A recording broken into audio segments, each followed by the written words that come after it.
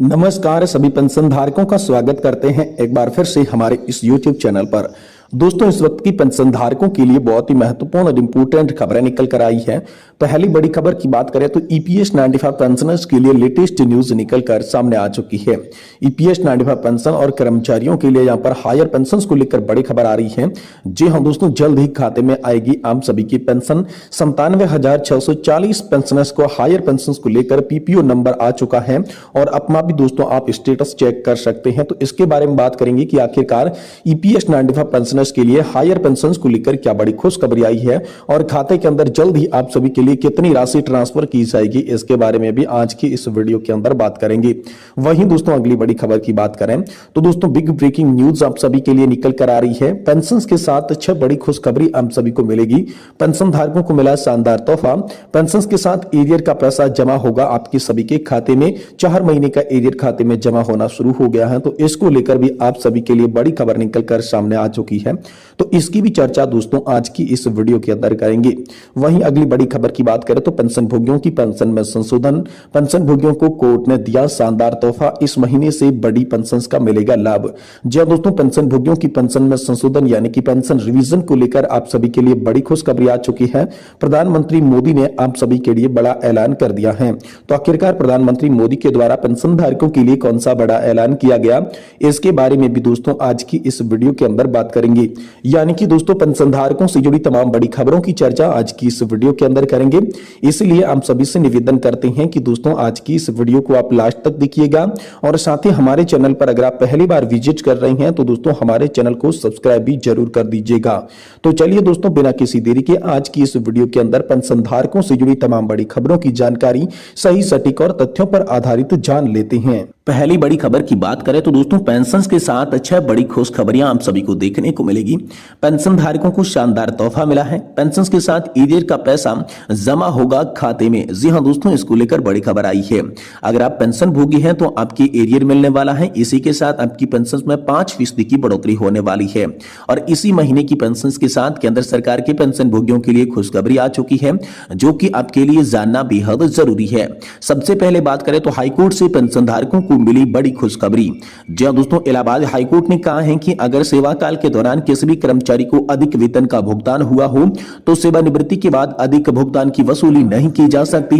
इसी के साथ ही केंद्र सरकार ने एक आदेश जारी किया है कि जीपीएफ कर्मचारियों की संपत्ति होती है, उसको देने से इनकार नहीं किया जा सकता।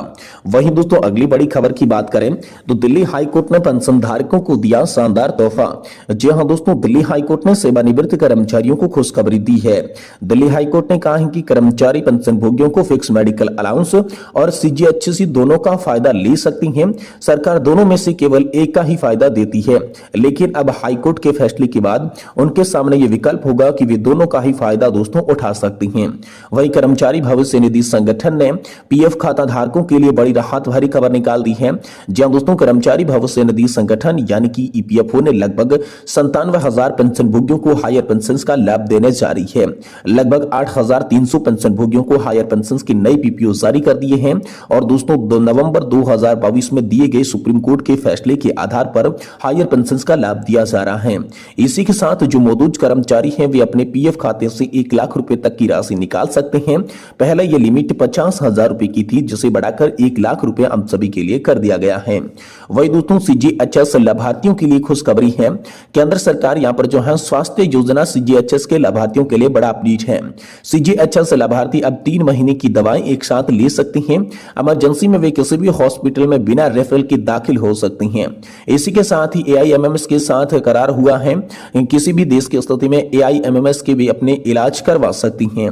वहीं दोस्तों 65 वर्ष से अधिक उम्र के पेंशन भोगियों को 5% अतिरिक्त पेंशन को लेकर बड़ी खबर आई है।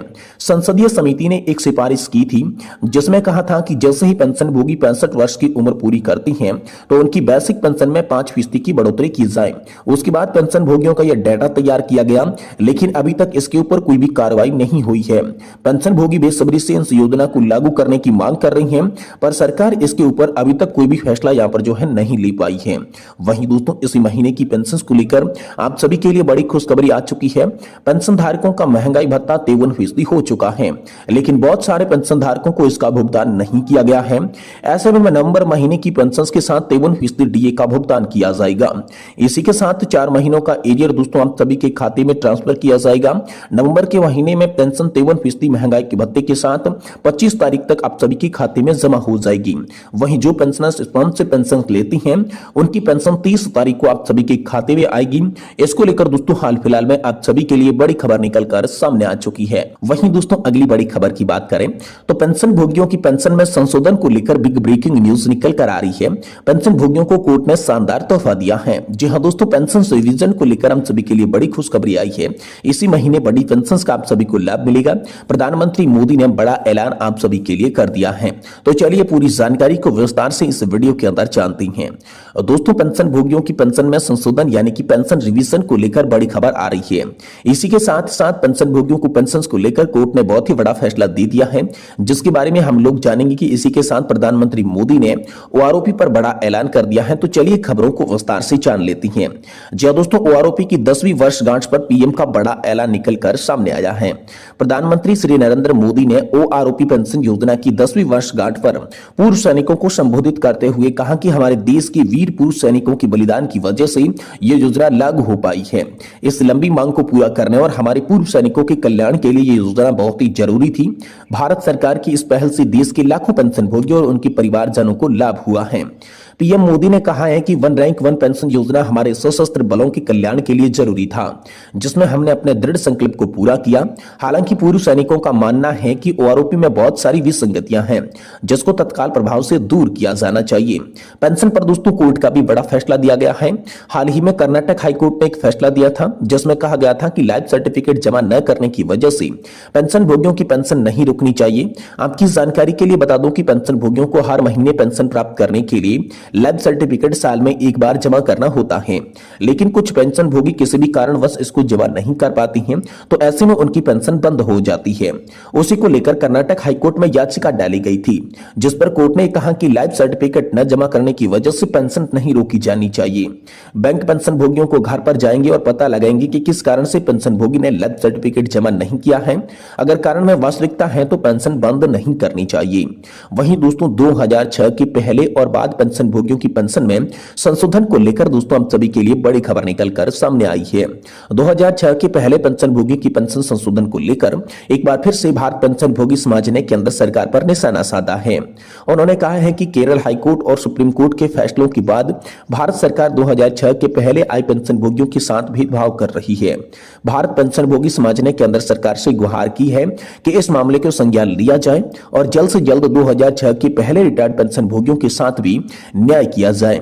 आपकी जानकारी के लिए बता दें कि 2006 के पहले रिटायर्ड पेंशन भोगियों की पेंशन को लेकर अलग नियम बनाए गए थे, लेकिन 2006 के बाद जितने भी रिटायर्ड हुए ऐसे पेंशन भोगियों की पेंशन संशोधन करने को लेकर अलग नियम था। ऐसे में 2006 के पहले पेंशन भोगियों की काफी घाटा हुआ था। उसी को लेकर केरल हाईकोर्ट और उसके बाद सुप्रीम कोर्ट में याचिका डाली गई थी। दोनों ही कोर्ट से पेंशन भोगियों को राहत मिली है, लेकिन केंद्र सरकार ने अभी तक इसको लागू नहीं किया है।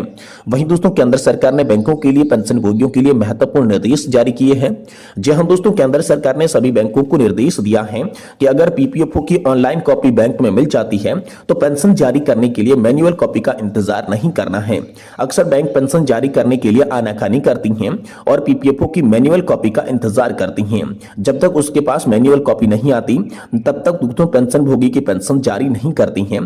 तो ऐसे में अब उसी को लेकर केंद्र सरकार ने सभी बैंकों को निर्देश दिया है कि वे पीपीओ की मैनुअल कॉपी का इंतजार नहीं करें।